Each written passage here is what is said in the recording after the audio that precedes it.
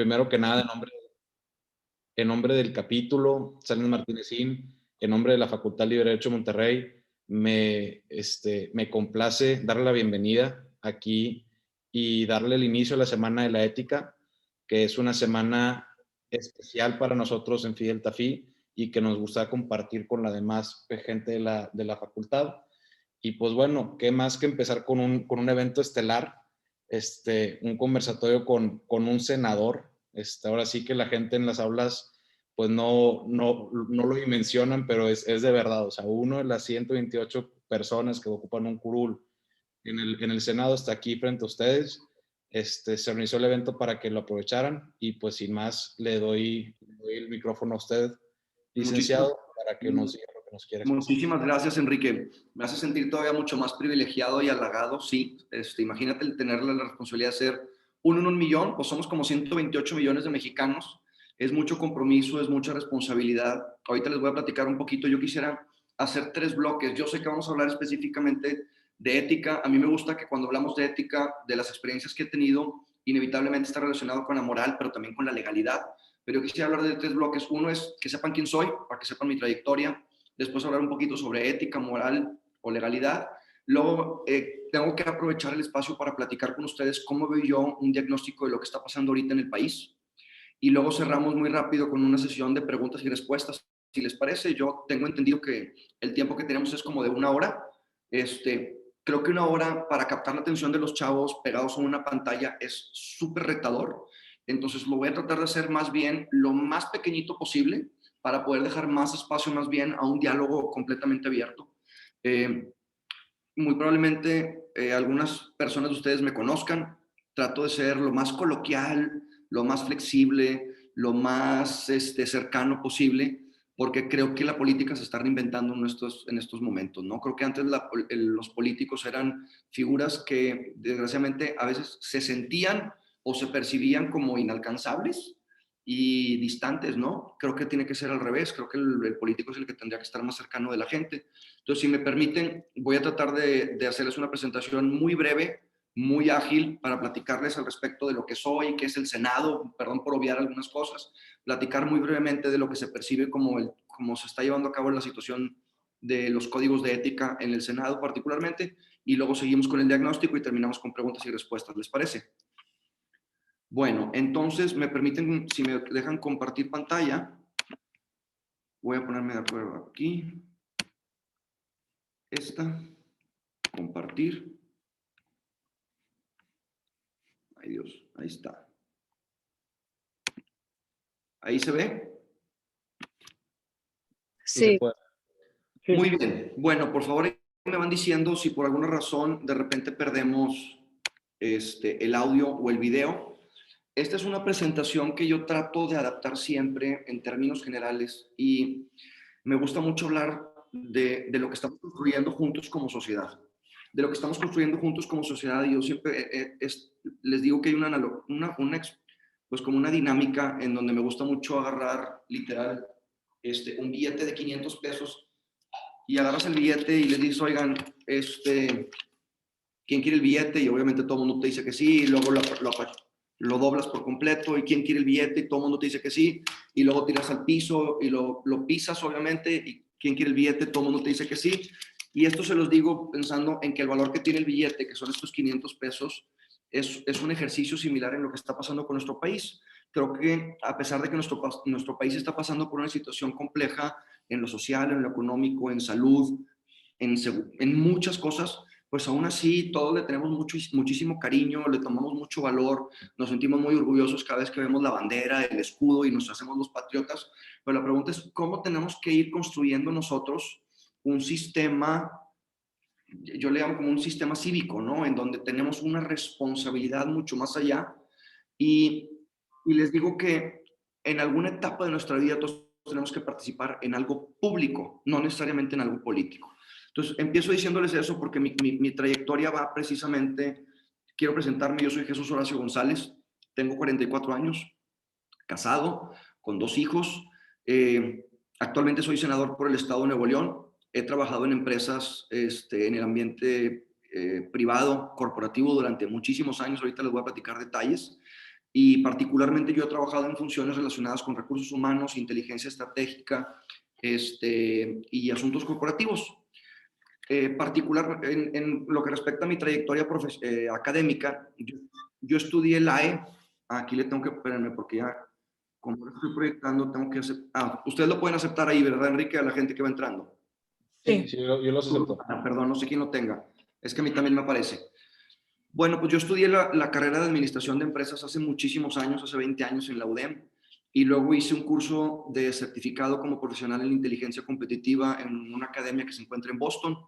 Luego hice una primera maestría hace 15 años aproximadamente. De hecho, fue la primera maestría en el TEC de Administración Pública y Políticas Públicas. En ese sentido, hace 15 años, ante esta ola de preocupación ciudadana, particularmente por el tema público, se dieron cuenta que estaban desarrollando excelentes ingenieros, licenciados, biólogos, pero que no había una área de desarrollo sólida y fuerte en administración pública y políticas públicas. Entonces, literal, me tocó ser la primera generación. Luego estudié un curso de especialización en políticas públicas en Harvard como parte del proyecto también de la maestría del TEC, que particularmente más que el TEC era de la Escuela de Graduados en Administración Pública, que es la Escuela de Graduados en Transformación Pública. Y luego aproveché que estuve viviendo en Madrid durante mucho tiempo y estudié una segunda maestría en inteligencia en la Universidad Carlos III y en la Universidad Rey Juan Carlos. Ahora, para que entiendan un poquito mi historia y tratarles de llevar un terreno en donde tengan empatía en mi trayectoria profesional, particularmente en lo público, primero tengo que decirles lo que hice en lo privado. Yo trabajé en el área de recursos humanos, en videoplano, en vitro. Ahí estuve un par de años y luego me fui a trabajar a Cemex, donde me aventé prácticamente 15 años o más. Ahí los últimos puestos que ocupe, obviamente no voy a poner todos porque fueron muchísimos años y arranqué ahí desde analista, pero terminé siendo director de asuntos corporativos y antes de eso fui director de la unidad de inteligencia estratégica. Ahí me tocó vivir, estar como expatriado, enviado por Cemex a Europa. Estuve viviendo en Madrid.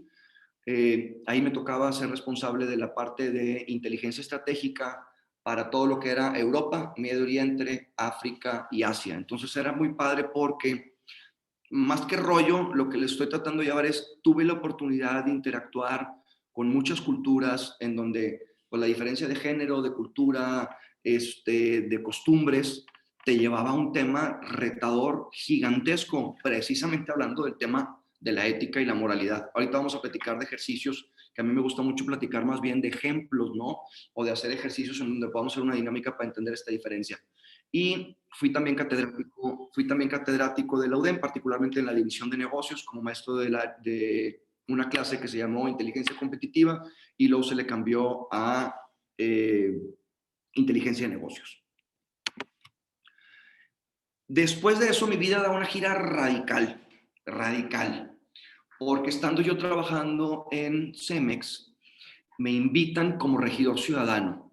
No quiero obviar a que todos ustedes sepan qué hace un regidor, pero un regidor forma parte de una planilla que cuando ustedes votan por un alcalde o alcaldesa, en automático están votando por una planilla. Esa planilla está integrada por personas que van eventualmente a convertirse en síndicos o regidores. En este caso, a mí me invitaron como regidor ciudadano apolítico en el municipio de San Pedro, que es en el que vivo. Entonces fui regidor ciudadano del municipio de San Pedro y a la mitad de esa administración acepto la invitación a ser secretario del ayuntamiento, que es ser prácticamente el segundo de bordo después del alcalde, y eso implicó que renunciara a mi estabilidad profesional privada y diera un giro radical. En ese entonces yo les decía que me metí a trabajar en la función pública porque ya estaba casado, ya había estudiado carrera, ya había hecho maestrías, ya tenía solvencia económica, ya tenía mis negocios. Y yo les decía que todos los que estamos pues platicando sobre este tipo de retos que tiene el país, inevitablemente entendemos que formamos parte de un círculo privilegiado de gente, porque tenemos acceso a educación, a techo, alimentos, y cualquiera de ustedes que esté ahí hoy tiene una laptop, una tablet, wifi, están en un techo y tienen acceso a algo que solamente el 1% de la población de México tiene. Entonces tenemos un compromiso moral, por ahí decían en algún rector de una universidad, para no echar goles decían, pues algo así como una deuda social, le llamaban, ¿no? Una hipoteca social. Y antes de que escuchara yo esa palabra, yo siempre había sido un convencido de que todos en algún momento deberíamos de participar en el acontecer de lo público, no necesariamente de lo político. Perdón.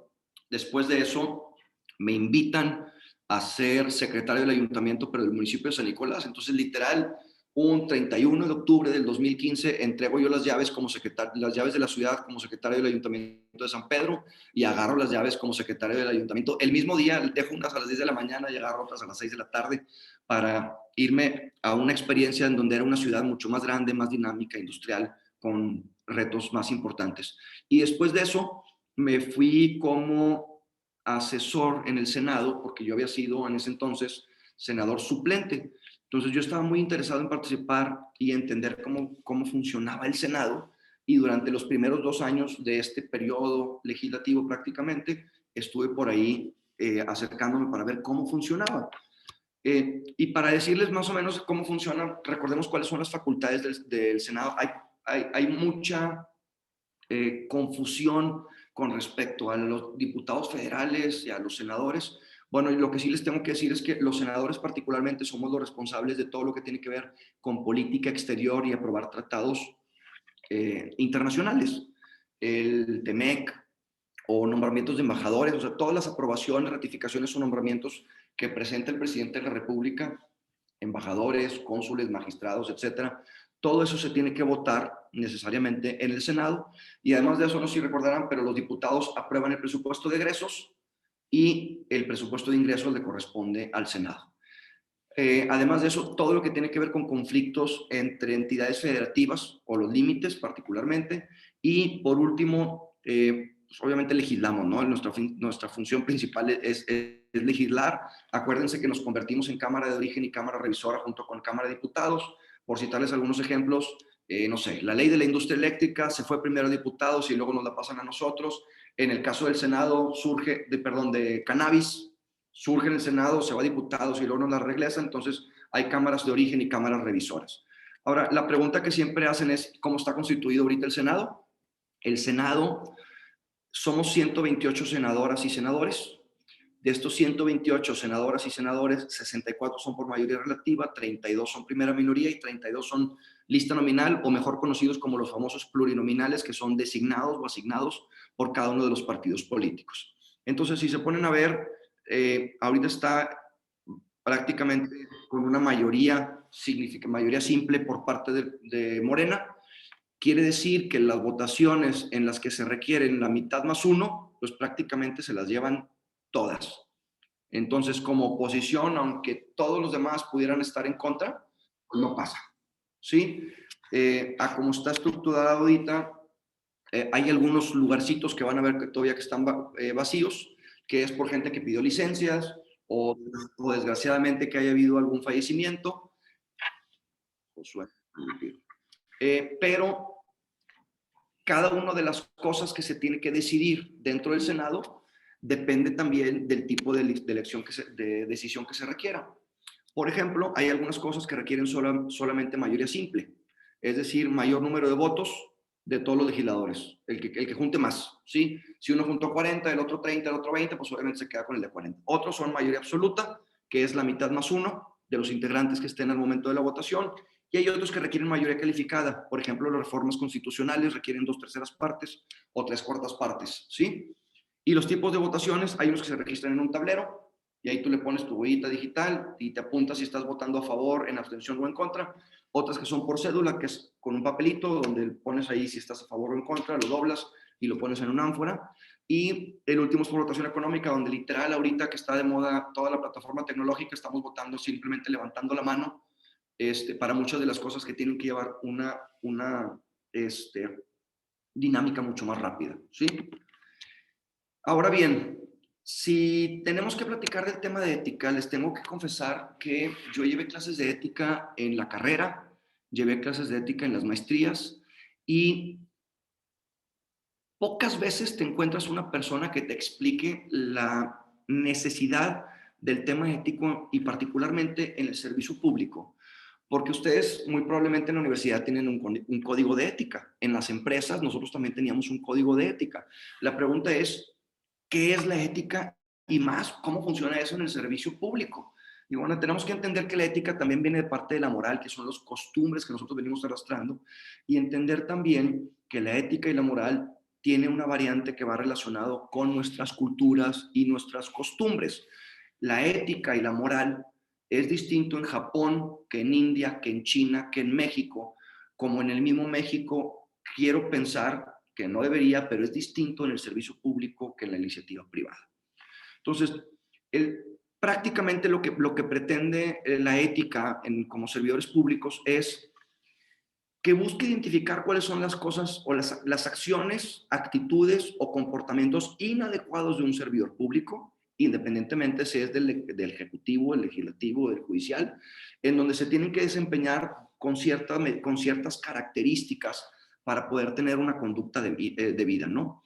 Y esto surge de una definición prácticamente de los valores que tenemos que ir definiendo nosotros. Cada uno de ustedes tiene valores diferentes en las familias. En algunas familias de nosotros tenemos valores en donde, no sé, déjenme inventar, ¿no? Eh, eh, Tienen que pedir las cosas, por favor. Tienen que dar las gracias. ¿Se vale o no se vale agarrar la ropa prestada del hermano o de la hermana? O sea, son valores o comportamientos que van de la mano con la acción de cada una familia, y evidentemente si te vas en el tema colectivo, pues es una familia, en una sociedad, una comunidad, en una sociedad, en un país, y todo se va permeando. Eh, Estos códigos de ética prácticamente vienen a raíz de la necesidad de identificar cuáles son las cosas que sabemos que te harían sentir incómodo. Es decir, eh, cuando nosotros hablamos de empatía, es el entender cuáles son los comportamientos o conductas mínimos indispensables de una persona en un colectivo para que se pueda tener un ambiente de armonía. Y está comprobado que independientemente del servicio público o la iniciativa privada, cuando hay códigos de ética y códigos de conducta y estén muy bien definidos los valores, ayudan a que las personas que están ahí tengan un mejor sentido de pertenencia, se sientan mucho más valorados y se sientan mucho más cómodos incluso en el desempeño de sus actividades. Imagínense que ustedes los invitan a trabajar en la función pública, y todo esto está grabado, pero no, voy a ser muy cuidadoso de cómo lo mencione. Imagínense que los invitan a la función pública y luego se enteran que algunos los van a hacer ustedes diputados, y siendo diputados o senadores o regidores, y de repente llega alguien y les dice, oye, necesito que votes esta ley a favor, y a cambio de eso te voy a dar este tipo de apoyo. Pues a lo mejor para algunos se les hace fácil, a lo mejor algunos otros dicen, bajo ninguna razón, esto no tiene precio, pero lo que les quiero transmitir es que va a haber gente que se va a sentir cómoda y va a haber gente que no se va a sentir cómoda. Insisto, tiene que ver también con una cultura en donde también entendamos que desgraciadamente la corrupción y los límites éticos no trascienden no trascienden, van incluso más allá de los límites de México. Ustedes escucharán, por ejemplo, el caso de aquel policía que le puso la rodilla a Lloyd. ¿Se acuerdan cómo se llamaba el afroamericano en Estados Unidos? Oigan, y ahí empieza, ético, moral, era un protocolo. O sea, ¿dónde está el límite de las cosas que tenemos que llevar a cabo como un comportamiento propio de cada institución que tú representes? Así sea en el caso de Floyd, en el tema de seguridad pública, como puede ser también en el caso legislativo, de que haya conflicto de interés en algunas votaciones que tengan que ver con el tema legislativo. Es decir, en final, yo lo que les diría es que la ética es la responsabilidad que nos va a ayudar a entender que de una manera muy, muy, muy responsable, nosotros tenemos que tener libertad y conciencia del actuar que tenemos. Y esto lo simplifica todo. No estamos inventando el hilo negro o reinventando el hilo negro.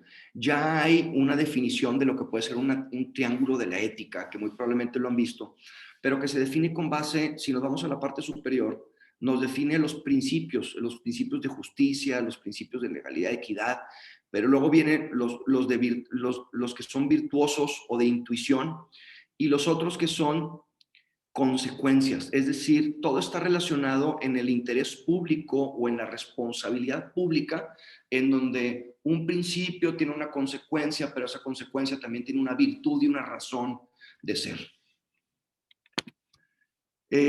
Particularmente en la función pública, siempre en cualquier institución, tanto del Ejecutivo como legislativo, como judicial, existen códigos de conducta, existen códigos de ética. El caso, obviamente, de la Cámara de Senadores no es la excepción. Tenemos nosotros un código de ética para el servidor público que lo que fomenta es, obviamente, tener funcionarios públicos éticos e íntegros, que ahorita les tengo que platicar un tema muy importante que es la calificación de confianza que hay en las instituciones, y quiero que recuerden esto que estamos hablando, particularmente de la ética de los servidores públicos, porque lo voy a relacionar con una gráfica horrible que traigo más adelante, pero que les va a ayudar a entender más bien, con una visión más amplia, la gran problemática que estamos enfrentando los servidores públicos y la sociedad. Finalmente, este código de ética tiene los que son los principios, lo que son los valores, que nos dice el comportamiento mínimo. Por ejemplo, el no ser ofensivos, por ejemplo, el tener una capacidad de empatía, ahorita se los voy a enlistar porque tenemos un círculo que nos permite entender cuáles son todos los alcances que hablan sobre particularmente la ética. Es decir, al final es que todas las personas que sean servidores públicos, independientemente del género, etnia o costumbres, se deban conducir de una manera con transparencia, con honestidad, con lealtad, con cooperación, es decir, tener una clara intención de poder tener siempre un privilegio sobre el interés público. Y miren, estas bolitas que les voy a poner por aquí nos van a ayudar a entenderlo mejor. Hay un montón de valores y cada uno de ustedes le puede ir poniendo su propio valor. Cuando uno trabaja en una empresa, hacen un examen de psicológico y ahí vienen los valores y cada uno le va sacando el valor económico, el teórico, el político, el regulatorio, el social, y cada uno de esos es diferente en cada uno de nosotros, cada uno de ustedes y cada uno de nosotros. El interés económico, oye, mira, esta persona sale con un interés económico muy alto. Por ejemplo, Carlos Slim, su interés es meramente económico, hacer dinero. Oye, mira, esta persona sale no con el económico alto, sino con el teórico. ¿Quién es? Ah, no, pues es un maestro, es un académico. A él no le importa la lana, a él lo que importa es trascender y poder investigar y tener una capacidad en este tema. Ah, pues está bien. Oye, el que sigue, ni el económico ni el teórico, tiene el social muy alto, es lo único que le importa. Por ejemplo, la Madre Teresa de Calcuta. Ah, bueno, pues la Madre Teresa de Calcuta le interesa muchísimo ayudar. Entonces, cada uno de nosotros tiene su escala de valores completamente diferente. Y en el caso de la ética, independientemente de que nuestros valores sean diferentes, pretende cuando menos estandarizar un mínimo de conducta con respecto a todos los servidores públicos para que podamos nosotros respetarlos. Por ejemplo, y se los voy a leer y podemos ir platicando sobre cada uno de ellos. Integridad, que la integridad de la persona, ¿no? Tu comportamiento. Segundo, imparcialidad, el que no generes diferencia entre unos u otros, entre géneros o etnias o niveles socioeconómicos. Vocación de servicio, yo les decía, justo con eso arranqué mi conversación diciéndoles que erróneamente muchos de los funcionarios públicos se ven distantes. Y a mí que me encanta estar interactuando con la gente en las redes sociales, me dice, oye, nunca me había tocado chatear con un senador, oigan, pues ahí están las redes sociales, para eso son, es para estar en contacto con la ciudadanía, no es el tener una vocación de atención, así como es atención al cliente en las empresas, es vocación de servicio en los servidores públicos. Responsabilidad, obviamente. Imagínense, hay por ahí, cuando puedan meterse a la página, van a ver en el Senado la asistencia de algunos senadores y esto, oye, ¿cómo es posible que, deja tú que te ausentes durante el voto, ¿no? Que te ausentes durante todas las sesiones cuando es una de tus únicas o pocas responsabilidades estar presente ahí en las sesiones. Lealtad a la institución, el saber lo que representamos y la investidura de algo tan sólido, tan serio y tan importante que es para nosotros, particularmente el Senado de la República. La rendición de cuentas, pues obviamente yo lo que les digo es que a mayor participación ciudadana, mayor transparencia obligada y menor corrupción. Es como cuando estamos en el salón de clases, y si estamos en el salón de clases y se iba el maestro y nos dejaban solos, o se hacía un desorden, todo el mundo se paraba, platicaban, hacían lo que querían, si estaban en examen, se copiaban, y entonces ahí es donde entra el chiste ese de se va el gato y los ratones andan de fiesta. Bueno, lo mismo tiene que ver aquí con rendición de cuentas. Rendición de cuentas es el nosotros estar siempre transparentes para que cualquier ciudadano o institución o agrupación venga y nos pueda estar todo el tiempo supervisando, ¿no? Y los otros son conductas como respeto, solidaridad, tolerancia. Imagínense cuando tengan oportunidad ustedes la dinámica que está teniendo ahorita la Cámara de Diputados y particularmente el Senado con esta polarización de ideologías, polarización de visiones, en donde evidentemente hay una mayoría absoluta, pero los que somos hoy oposición no tenemos, evidentemente tenemos voz y voto, pero a lo que me refiero es que estamos imposibilitados a poder trascender en muchas cosas. Y miren, hablando del tema particularmente tolerancia y unidad, recientemente pasamos la ley de la industria eléctrica, esa de la que dijeron que el presidente no le iba a cambiar ni una sola coma. Y yo lo que hubiera esperado es que pues, se iba a presentar, evidentemente Morena votó a favor todo completamente, hubo un bloque de oposición donde todos los otros partidos prácticamente votamos en contra, pero me llamó mucho la atención una cosa, cuando nosotros votamos una ley, en lo general, se puede hacer modificaciones con reservas en lo particular. Y entonces uno esperaría que los que son miembros del Partido Morena pues les permitan hacer algunas modificaciones porque ellos las están proponiendo en el Pleno del Senado. Ni una sola se aceptó por parte de ni un solo senador o senadora de Morena. Entonces habla también sobre la poca tolerancia que se tuvo y la línea es esta. No se va a mover ni una sola coma. Entonces yo veo eso, no puedo decir que lo veo injusto porque eso es el que sigue, ni tampoco discriminatorio, pero sí lo veo también como con una falta de tolerancia por parte de lo que está pasando ahorita en el Senado. Y luego otro, ya de honradez para arriba, pues honradez, equidad, igualdad sustantiva, respeto a la diversidad, creo que son cosas inevitables que tenemos que estar nosotros respetando y manteniendo. Ahora, para el tema de la ética en el Poder Legislativo, yo quería platicarles, con esto termino el tema de ética, pero quiero platicarles, tengo una presentación muy breve en donde les voy a hablar de lo que yo percibo que es el diagnóstico de México. Pero en ese diagnóstico de México les quiero platicar, man, miren, al final voy a cerrar platicándoles cómo está, si gustan y nos da tiempo, cómo funciona el código de ética, particularmente en el Senado, en caso de que queramos revisar el flujo de cómo hay un comité, cómo se interpreta, cómo se resuelve, cómo se tiene que ir presentando una queja, cómo hay un proceso, que la verdad de las cosas es igual en todos los comités de ética. Se presenta una queja, se inicia un proceso administrativo y luego se estudia un caso particular. Pero déjenme irme, por favor, al diagnóstico de México. Situación económica, pues difícil. Estamos en la punta del iceberg, sabemos que hay una gran complicación, no sabemos si estamos ahorita en un escenario optimista, en donde estamos en una U con una pronta recuperación, o nos vamos a quedar en donde nunca vamos a poder recuperar prácticamente la tendencia que teníamos de crecimiento de nuestro Producto Interno Bruto. Pero esta es en la que me quiero enfocar con ustedes. Esta particularmente, y vamos muy bien en tiempo. Esta encuesta se hace desde hace muchos años por parte de esta consultora que es Mitofsky, y aquí califica la confianza que existe, aquí dice, la confianza que existe del 0 al 10 en las instituciones. Espero que alcancen a ver quiénes son los que están reprobados. El Senado, los sindicatos, los diputados y los partidos políticos. Bueno, futuros abogados, déjenme decirles que los que están reprobados son los que están llevando la pluma y decidiendo todas las modificaciones con respecto a las leyes o puntos de acuerdo, iniciativas, absolutamente todas las reglas del juego las estamos escribiendo hoy, quienes pertenecemos desgraciadamente a una institución que no tiene la mejor credibilidad. Entonces, imagínense el tema ético y moral, cómo se mantiene ahí, imagínense la complejidad que se tiene para poder llegar a acuerdos, imagínense la polarización que existe en comisiones y a la hora de votar en el Pleno, en donde tendría que ser al revés.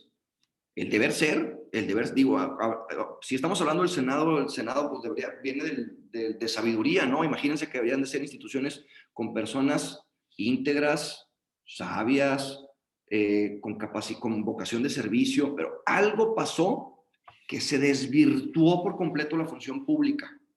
Antes era un orgullo y yo todavía sigo sintiéndolo, pero hacia afuera era un orgullo ser senador o ser diputado y trabajar para tu país. Yo, en mi rol y en mi investidura, lo sigo sintiendo, pero entiendo también y acepto que hacia afuera la ciudadanía nos tiene castigados y nos ve como una profesión o una responsabilidad que no necesariamente tiene la mejor calificación. Entonces, creo que ahí el reto que tenemos es ir fortaleciendo las instituciones, hoy más que nunca, porque en el país estamos viviendo una situación sumamente compleja de crisis de salud, de crisis de seguridad, de crisis económica.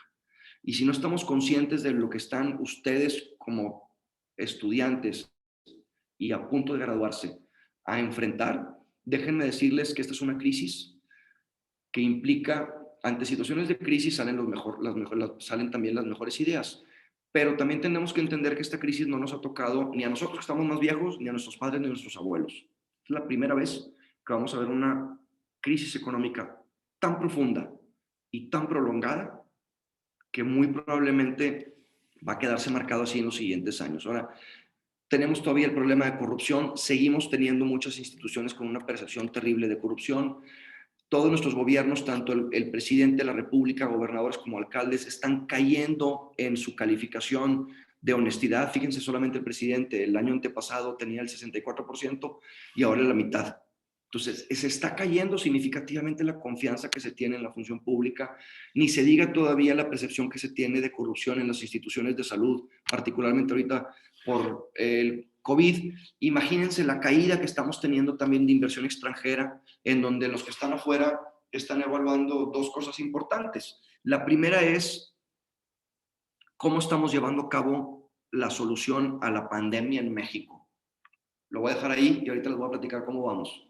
Pero sí les puedo adelantar que somos uno de los peores países en indicadores y cifras que les voy a transmitir, porque aquí no se trata de tener sentimientos ni de defender una ideología, sino hablar con cifras particularmente que nos hablen de la situación que estamos enfrentando. Y aquí está en donde está cayendo la inversión extranjera particularmente. Si nos ponemos a analizar qué es lo que está pasando con la gente que quiere hacer negocios en México, hay un indicador que se llama Doing Business. Y este Doing Business te evalúa la facilidad con la cual pudieras tú abrir un negocio nuevo. Que si vas a ir de alta hacienda, que si pides tu permiso en el municipio, que si registras tu marca en el INPI, todo esto que se tiene que hacer. Bueno, déjenme decirles que de un año para acá nos caímos todavía en la calificación donde ocupábamos antes el lugar 54 y nos caímos al 60. Eso quiere decir que estamos peor de burocráticos que gente y la gente nos está calificando mejor en el país. Perdón, peor en el país. Ahora, aquí está esta cifra que les quería comentar. Esta gráfica nos ejemplifica y nos dimensiona el crecimiento o la caída del Producto Interno Bruto de las naciones y también aquí abajo el número de muertes por millones de habitantes. Uno de los países con la peor caída y la mayor número de muertes que existe, cuando menos de todos los países que están viendo ahorita aquí ustedes mapeados, somos nosotros.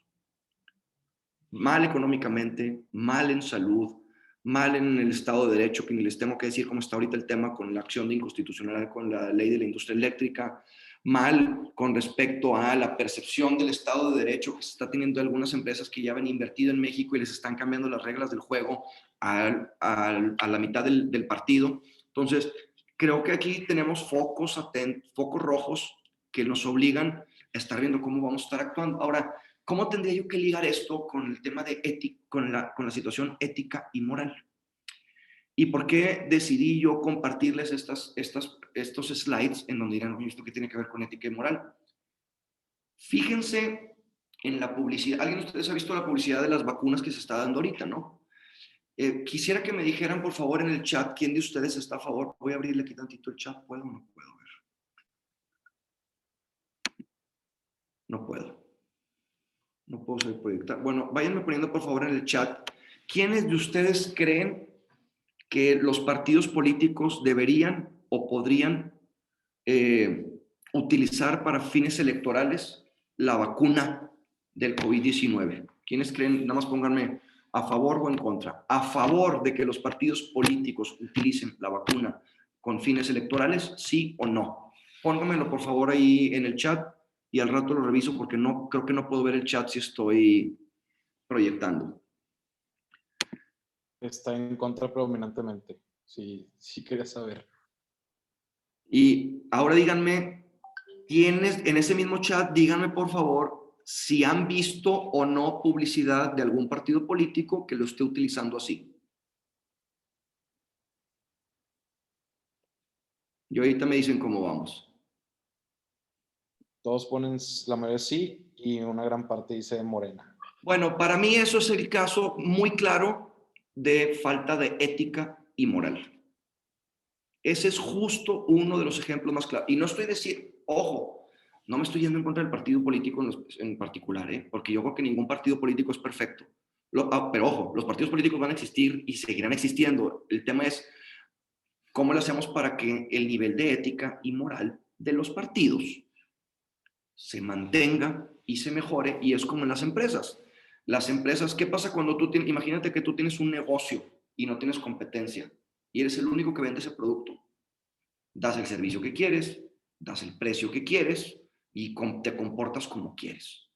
Cuando tienes más oferta y se pone uno al lado tuyo, caray, empiezas a competir en precio, empiezas a competir en servicio. Bueno, lo mismo pasa con los partidos políticos. ¿Cómo le hacemos para que compitan con ellos mismos en ética, en moral, en competitividad, en visión de lo que queremos como país?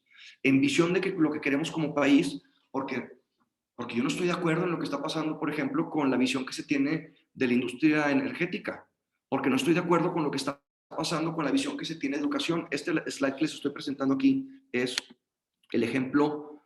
Yo siempre les platico el tema de educación, particularmente del caso de Corea del Sur, porque Corea del Sur hace 15 años estábamos empatados en el Producto Interno Bruto, pero ellos hace 15 años hicieron una reforma educativa y en esa reforma educativa empezaron a modificar 3 cosas. La primera, se enfocaron en IT. La segunda, respetar, dignificar y capacitar muy bien a sus maestros.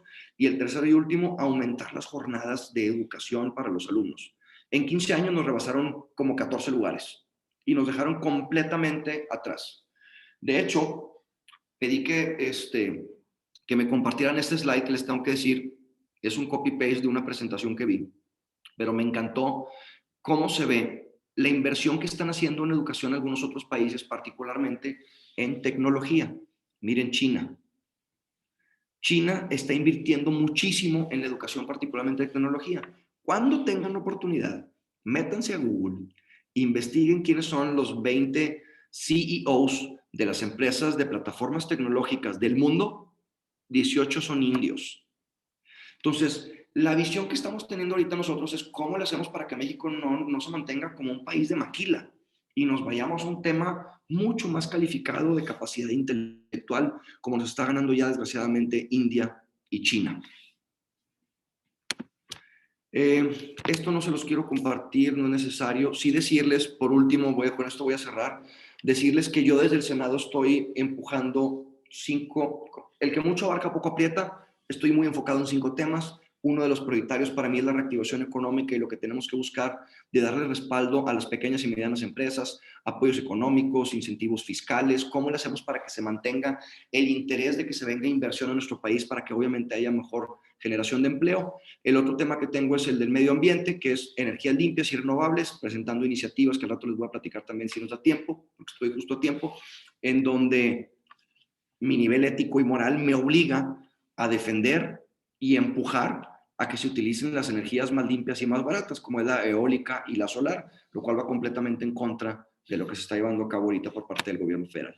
Por otro lado, es el combate a la corrupción, donde ya les dije ahorita que para que haya mejor rendición de cuentas tiene que haber más participación ciudadana y esa mayor transparencia te va a ayudar inevitablemente a que tengas mucho menor corrupción, y esto funciona cuando fortalecemos a la participación ciudadana particularmente.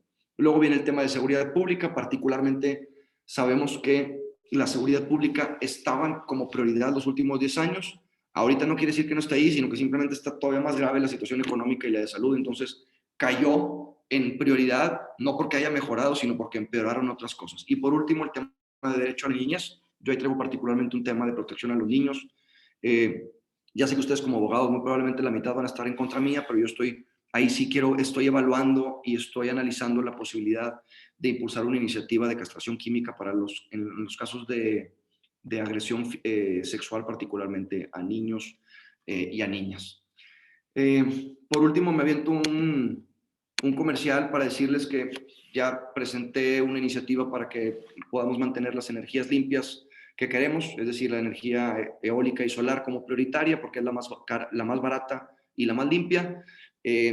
Presenté puntos de acuerdo, obviamente, también de la Secretaría de Energía para ver qué fue lo que pasó con los apagones que nos tocaron acá en el norte de México. Presenté un punto de acuerdo porque muchos de ustedes muy probablemente no se van a poder graduar por no tener su servicio social. El servicio social es obligatorio para graduarse y desgraciadamente muchas empresas no están aceptando que la gente que los chavos puedan ir a hacer su servicio social. Me buscaron algunos estudiantes, generaciones 2019 y 2020. Entonces estamos buscando que a través de la Secretaría de Educación nos permita, ya sea que se pueda hacer el servicio social a distancia o que se les pueda exentar para que no sea requisito, al menos a esta generación que está a punto de graduarse. Y por último, acabamos de presentar también la ley Ingrid, que es para la no revictimización de niñas, niños y mujeres al haber sido víctimas de alguna agresión o de algún asesinato, desgraciadamente. Entonces, con eso termino mi presentación. Bueno, miren, esta sí se las voy a platicar. Pero cuando dicen, bueno, ¿y qué hacemos nosotros para participar? Yo creo que participar en el tema político no está necesariamente limitado. Creo que pudiéramos participar en muchos temas sociales que nos van a ayudar a tener una mucho mejor sociedad. Yo particularmente fundé dos agrupaciones, una es de Jóvenes en Acción, la otra es de Mamás en Acción. Hacemos labor comunitaria, labor social, empoderamos jóvenes, sacamos nuevos liderazgos. A través de las mamás me ayudan también a generar una plática a través de conversaciones con gente de familias vulnerables para poder implementar algo que le estoy llamando yo familias socialmente responsables y enseñarles sobre medio ambiente, enseñarles sobre los derechos de la mujer y el empoderamiento de la mujer, enseñarles planeación, enseñarles nutrición también. Desgraciadamente, en México ocupamos el primer lugar a nivel mundial de obesidad infantil. Entonces, pinta para que esté todavía mucho más grave la situación de salud con esto que estamos viendo, y creo que tenemos que meternos desde el núcleo más importante que encontramos en la sociedad, que es la familia. Y con eso termino. Así es que exactamente a las 45 cierro la presentación y quedo aquí abierto al diálogo con ustedes. Perfecto. Pues Walter fungiría como nuestro moderador, entonces pues él sería el encargado de dar la palabra a cada quien que desee hacerlo. Muchísimas gracias, Barragán, y muchas gracias, senador, por su tiempo y por su exposición. Al momento de que estuvo tocando diversos temas, se me vinieron algunas preguntas. Me gustaría introducir una sobre la mesa antes de pasar a preguntas del público. Y mencionaba en su exposición esto de la línea, ¿no? Esto tan común en política que es el seguir una línea. Creo que al momento de hablar de poder legislativo, se nos viene mucho la pregunta que está muy relacionada con la ética, ¿no? Al final del día, las y los legisladores, ¿a quién se deben? ¿Se deben al partido y se deben a sus dirigentes o se deben a la ciudadanía?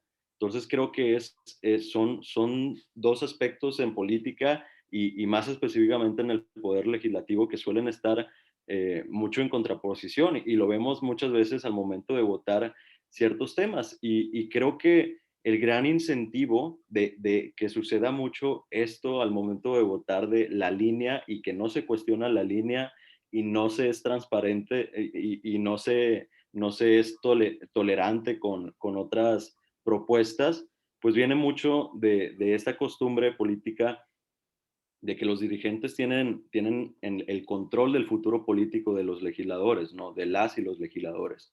Ellos mandan a qué elección se van a ir y si no hacen caso en alguna votación, pues tan fácil como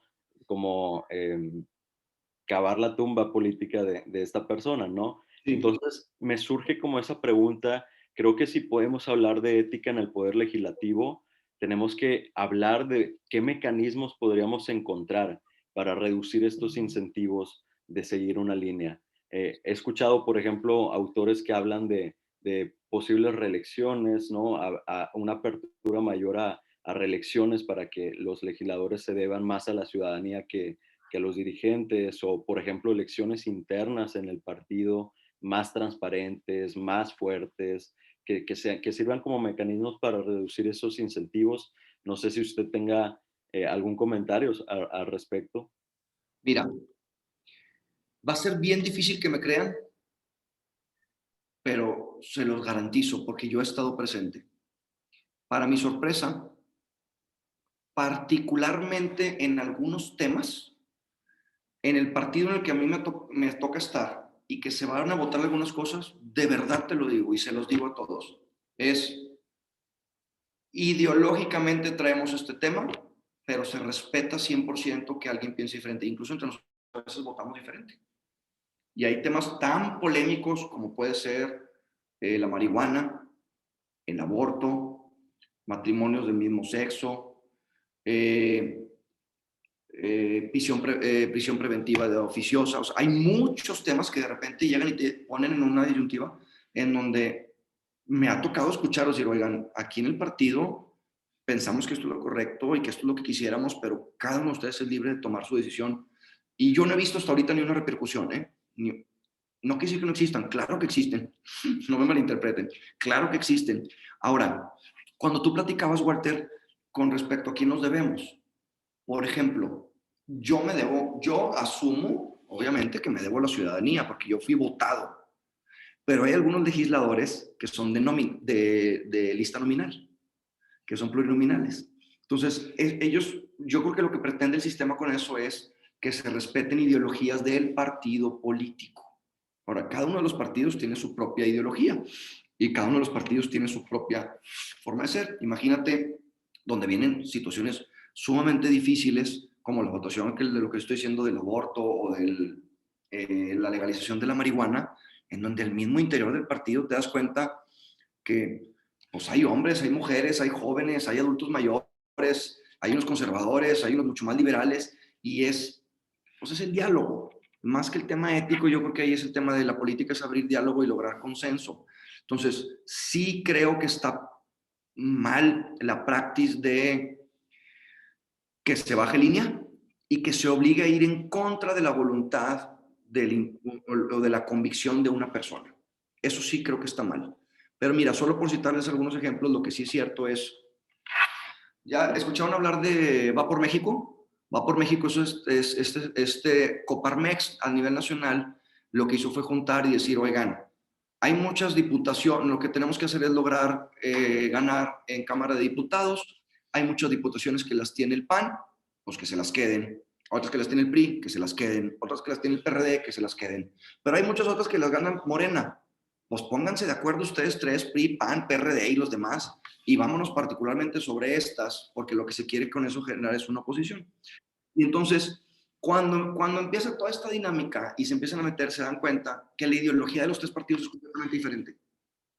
Claro, como en el diagrama de Venn, ¿no? Hay algunas cosas en común, pero en general hay muchas diferencias. Entonces, ahí sí es donde entra un tema en donde, oye, es que si yo estoy a favor o en contra de cierta cosa y tu ideología trae esta, yo lo que necesito es que respetes mi libertad de decisión.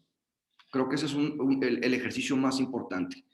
Pero sí, definitivamente creo que nos debemos a los ciudadanos en la mayoría de los casos. Y sí creo que el hecho de que se baje línea, como se habla, de donde vamos, en algunas ocasiones se percibe que van ciegamente con una votación, creo que no le genera gran ayuda a nuestra democracia. Muy bien. Muchas gracias, senador, por su respuesta. Y ahora pasamos a preguntas del público. Les pido de favor que si tienen alguna pregunta, usen la función de levantar la mano en Zoom. Y aquí le cedo la palabra a mi compañero Jorge, que ya tiene la mano levantada. Adelante, Jorge. Muchas gracias, Walter. No, pues mi pregunta es muy sencilla y es, más que nada, ¿qué acciones en concreto ha tomado con respecto a su eje de combate a la corrupción? Mira, particularmente no he presentado ninguna iniciativa, pero lo que sí te puedo decir es que en mi experiencia personal, no como legislador, nosotros fuimos de los promotores en el municipio de San Pedro en donde se hizo la primera ley de participación ciudadana del Estado. En esta ley de participación ciudadana lo que se pretende es precisamente que haya una mayor transparencia en la participación de la ciudadanía. Y no hagas que me estoy separando del tema de transparencia y corrupción. Creo que el tema de participación ciudadana te habla de cómo tenemos que organizarnos como sociedad para poder entonces tener las herramientas necesarias para que haya más transparencia. Hoy nosotros como ciudadanos podemos ir a nuestra ciudad, presentar por transparencia una solicitud de información y eso te llega. Entonces la pregunta es, ¿cómo nos organizamos como sociedad para que haya suficientes juntas vecinales formalmente establecidas que haya suficiente participación ciudadana y que se entienda también cuáles van a ser sus responsabilidades y compromisos. Porque de ahí viene también la transparencia, por ejemplo, con los contralores ciudadanos en algunas comisiones para ver qué decisiones se están tomando, y particularmente por el otro en donde se está empujando, obviamente para que haya mucho mayor transparencia con respecto a la información que se tiene. Muy bien, muchas gracias, senador. Ahora le cedo la palabra a Alan Vázquez. ¿Dónde Hola, está? senador. Buenas tardes. Una pregunta. ¿Cuál es tu proceso cuando tus intereses personales, los intereses de la ciudadanía, y ya sea, en tu caso ahorita de senador, pero cuando has estado en otros cargos públicos, como decir así, como decía Walter, la línea ya sea del partido o de la administración a la que se pertenece, ¿cuál es tu proceso como para esa toma de decisión cuando se encuentran distintos los tres intereses ciudadanos, el del grupo parlamentario de administración y el personal? ¿Cómo estás, Alan? No te había reconocido así disfrazado de chavo con tu gorrita. La última vez que te he visto también con corbata. Pero es mucho más chavo. Oye, te digo la verdad, hasta ahorita no me ha tocado ningún caso en donde vaya diferente lo que quiere la ciudadanía con lo que quiere el partido, con lo que quiero yo. Y normalmente yo me inclino mucho más por lo que quiera la ciudadanía, pero también tengo que entender que si estoy aquí es porque en teoría la ciudadanía confía en mi criterio, en mi capacidad, en mi análisis y en mi decisión. El ejemplo que les voy a poner es muy simple, pero súper complicado, súper complicado. Si yo encuesto a la ciudadanía, a ver, imagínate que cualquiera de ustedes es alcalde o alcaldesa de su ciudad, de donde sean, y se dan cuenta que tienen que pasar ¿qué dice el 115 constitucional? Que tenemos que ser responsables del alumbrado, de la seguridad pública y de la recolección de basura. Esas son las responsabilidades del municipio, entre otras. El municipio, entonces, imagínense que ustedes son el alcalde o la alcaldesa, y entonces se dan cuenta que para la recolección de basura le cuesta al municipio aproximadamente entre 20 y 40 pesos diarios, pasa 3 veces a la semana y lo multiplicas, y entonces te das cuenta que en realidad lo que te cuesta a ti mandar un camión de basura a que la recoja en la casa cuesta como 1,100 pesos, supongamos, al año. Pero esa misma familia, esa misma casa, paga de predial, porque es el promedio, 760 pesos. Es decir, esto es caso real, ¿eh? Es decir, que hay algunas casas que incluso pagando su predial no te alcanza a pagar ni siquiera la gasolina, el combustible y el servicio de recolección de basura. Y olvídate del mantenimiento de parques, y olvídate de la luz mercurial, y olvídate del pago de seguridad pública. Entonces, tú quieres tomar una decisión en donde dices, oye, ¿sabes qué? Ojo con el juego de palabras. No voy a aumentar el predial, pero vamos a hacer una revalorización catastral, ¿sí? Y esa revalorización catastral en automático va a tener un impacto en que tengas más predial. ¿Qué pasaría si ustedes como alcaldes o alcaldesas le preguntan a la ciudadanía si están de acuerdo o no en que se aumente el predial o que se haga una revalorización catastral? ¿Qué creen que diría la gente? Es decir, No, que pues van a decir que no.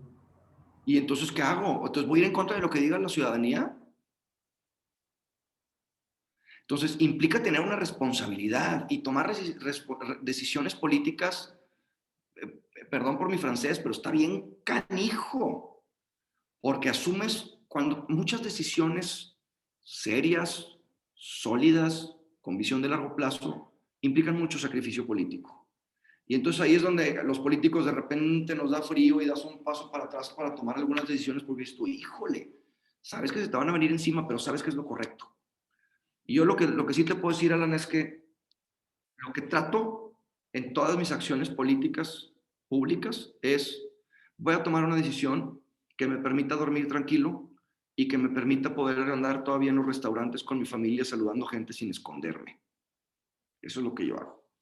Y entiendo también que nunca vamos a lograr el consenso absoluto. no hay unanimidad en los temas. Entonces yo tengo que ir con mis valores y lo que me representa. Próximamente se van a votar muchas cosas polémicas, pero yo el que le sigo dando muchas vueltas, por ejemplo, es el tema de... Mira, déjame ponerte un ejemplo. Cuando fue que la mujer tenga derecho al voto, ¿quién de ustedes está de acuerdo en que la mujer tenga derecho al voto? Todos. No creo que vaya a haber un ingrato valiente y que piense diferente. Nadie, ¿verdad? Bueno, pues les digo una cosa. Cuando se votó, hace, ¿qué? 70 años prácticamente, en Inglaterra, en España, en Estados Unidos, hubo gente que votó en contra. Y entonces, en su lógica retrógrada, era que no podía tener el mismo derecho de voto la mujer. Entonces, hay muchas cosas que implica que nosotros votemos y tengamos que ir mucho más allá pensando en lo que hacia dónde va la sociedad. Hubiera sido impensable a lo mejor que en algún país se aceptara el matrimonio con gente del mismo sexo. Poco a poco se va socializando y poco a poco se va normalizando. Entonces, hay muchos temas que de pronto generan gran polémica, pero que inevitablemente tenemos que entender, Alan, que no podemos pensar todos igual. Entonces, tomo decisiones pensando en que me quiero ir a dormir tranquilo y con la cara en alto. Muy bien, muchas gracias, senador. Como ya estamos sobre tiempo, me gustaría ya dar cierre a esta sección de preguntas del público y también dar cierre al evento, pero antes de hacerlo, le cedo la palabra una vez más por si tiene algún último comentario que quiera compartirnos. Pues deja que se anime alguien a ver si sale algún valiente. Y si no, pues hago un cierre. ¿Nadie más? Aprovechen, es gratis. Adelante, Barragán. Y dásela a Gael. Adelante, Gael. Ok, muy buenas tardes. Antes que nada, me gustaría saber para usted cuáles han sido, como ahorita lo comentó, que se quiere ir a dormir tranquilo. Usted entra siempre en esa batalla de el buscar lo mejor para alguien o algo, obviamente por el cargo que usted tiene en estos momentos, pero ¿sí nos podría ejemplificar algún caso en el que usted lo haya sufrido o que haya participado?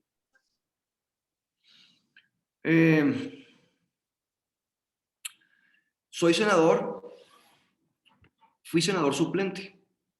Como senador suplente, eres banca. Y para los que le entiendan al fútbol, pues estás en la banca y hay un titular y a veces te toca que te metan a la mitad del juego, a veces te toca que te metan un poquito antes, a los 8 minutos de que se termine el juego. Lo que pasó conmigo es que yo siendo suplente, el que era titular pide licencia, se va a buscar la alcaldía de Monterrey y yo me quedo como senador. Pero pasa algo. Y ahí tú me vas contestando, Gael, y me diciendo. El senador titular renuncia y se va por otro partido a su proyecto político. ¿Qué crees en automático que debe de pasar conmigo? Pues probablemente como usted lo está apoyando, también pasarse del otro lado por lealtad. Sin embargo, estoy en el partido que me votó, en donde los ciudadanos me votaron y creo que fue esa la decisión, independientemente de que cada uno de los servidores públicos o legisladores pueda tomar la decisión de cambiar de partido, que creo que lo vamos a ver cada vez más común. Ese tema de que es que se están yendo para todos lados, va a seguir pasando y va a pasar todavía más, créanme. Pero yo creo que lo que correspondía en ese momento era mantenerme. Y entonces aquí estoy, en el partido que la gente votó, al menos en este periodo, y luego iremos evaluando qué es lo que va pasando. Pero lo que sí creo es, por ejemplo, la ley de la industria eléctrica. Oye, pues obviamente se acercan y cabildean. No estamos, o sea, no somos ni ciegos, ni mudos, ni sordos. Y obviamente así como nosotros buscamos que alguien del otro partido vote en contra de esta ley retrógrada de energía sucia que no privilegia a las energías renovables, pues ellos hicieron exactamente lo mismo y se acercaban con nosotros para ver a quienes nos interesaba cambiar nuestro sentido del voto para ir a favor de la ley de la industria eléctrica. Entonces, esos son ejemplos claros, Gael, y recientes. Muchas gracias, senador. Pues ya con esta pregunta damos por terminado el evento. Le agradecemos muchísimo su tiempo. Es un honor tenerlo aquí presente en este primer evento que arranca la Semana de la Ética de Phi Delta Phi.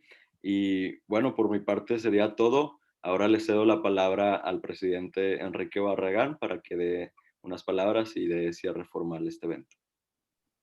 Pues bueno, primero que nada, muchas gracias a todos los participantes y también a usted, licenciado, por esta plática, que en mi opinión es muy enriquecedora.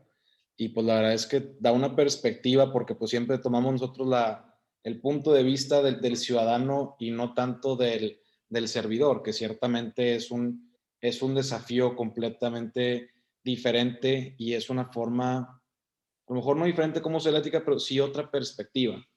Entonces, pues yo quiero darle las gracias por su asistencia, por tomarse el tiempo de instruirnos a nosotros, estudiantes de Derecho, tomarse el tiempo de su, yo creo que muy ocupada agenda. Y pues la verdad es que también muchas gracias a Rosana y todo su equipo por la organización de este evento.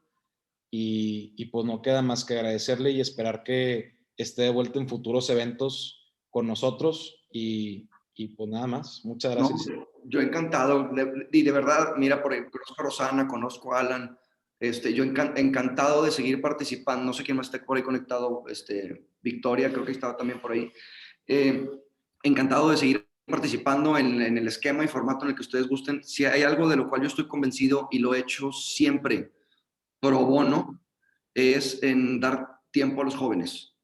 Y me ha tocado dar pláticas a 2,000 chavos encerrados en el teatro de la ciudad, a 1,500 chavos sentados ahí en la macro, y que es un reto gigante, ¿no? Pero siempre les he dicho que a mí me hubiera encantado estar chavo y que tuviera al alcance una persona, iba a decir con experiencia, y pues sí, experiencia, pero la experiencia no es nada más que la acumulación de errores. Y en este camino de la vida, pues vas aprendiendo muchas cosas en la iniciativa privada, pero créanme que aprendes mucho más en la función pública.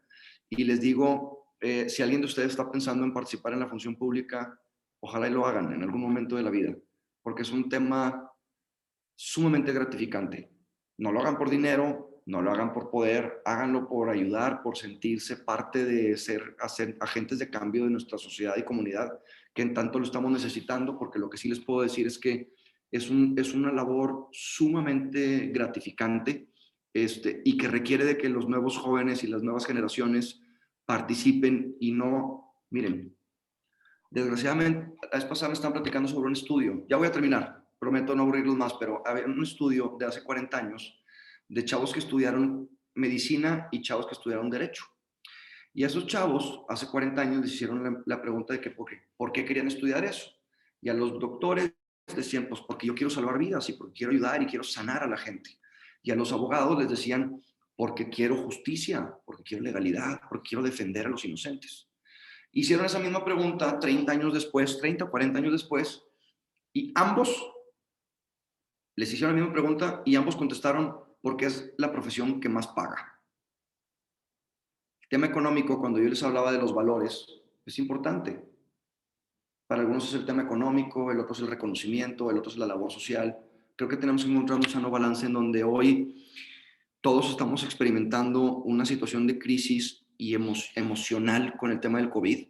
Yo estoy seguro que algunos de ustedes en algún momento se desesperaron por estar encerrados, se angustiaron porque estaban contagiados, se preocuparon por la vacuna para su familia. Entonces, estamos pasando por una situación completamente típica que nos obliga a reinventarnos.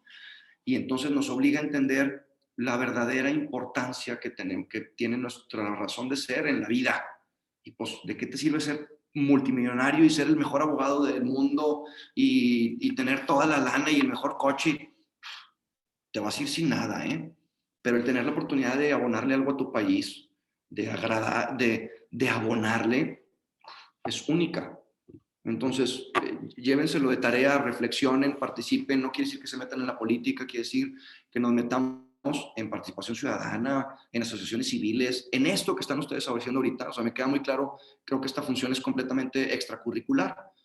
Y creo que las cosas que haces extracurriculares son las que van ampliando mucho más tu perfil. Nunca se me va a olvidar, estando yo en Recursos Humanos, cuando contratabas a los chavos y agarrabas el currículum y me decías, este es de puros 10, este es de puros 9, pero además de 9, participó en el evento de no sé qué, en el simposio no sé qué, y organizó quién sabe qué tanto, y estaba en Phi Delta, ya se me fue cómo era, y Entonces, te das cuenta que esos chavos están fuera de su zona de confort, siempre exigiéndose a sí mismos, ¿no? Y son mucho más funcionales y mucho más exitosos. Entonces, simplemente cerrar diciéndoles felicidades por formar parte de esta comunidad, felicidades por estar aquí participando, decirles que me iban a encontrar siempre, no un senador, sino un compañero, un amigo, en alguien en quien puedan consultarles lo que necesiten. La tarjeta de senador que por ahí tengo es una tarjeta prestada que me va a durar a lo mejor un ratito, pero como sociedad, como vecino, como maestro, como colega, creo que les puedo decir que estoy siempre buscando la manera de colaborar y ayudar. Quédense por ahí con mis redes sociales. Estoy en Instagram como @JesusHoracioMX. Cualquier duda, pregunta, reclamo, amparo, queja que quieran, ahí estoy a la orden. Perfecto, muchísimas gracias, senador. La verdad es que lo apreciamos bastante. Muchas gracias, muy amables. Bueno, Ahí quedó a sus órdenes. Les voy a poner aquí en el chat. El Instagram estoy como @JesusHoracioMX. Creo que es el que contesto más fácil, y si no, por ahí les dejo mi celular también, 818-020-9491. Me encantaría invitarlos al Senado para que vean una sesión, pero ahorita estamos en COVID, entonces está todo más complicado. Unas son virtuales, otras son presenciales. Ojalá y esto pase eventualmente, ojalá y me toque cerrar más tiempo, participar más tiempo en el Senado. Sí, por ahí que les corro por ahí la cortesía de la invitación. perfecto. Le tomo la palabra, estaría muy bueno. Muchísimas gracias. Encantados, claro que digo, no les pago el avión, ¿verdad? Pero sí los invito. Pues sí. Pero bueno, muchas gracias a todos. Nos Al vemos. contrario, muchas gracias. Gusto en saludarlos. Que estén muy bien. Bye, gracias. Bye. Adiós, Rosana. Adiós, adiós, Victoria. Adiós, todos los demás. Bye, bye.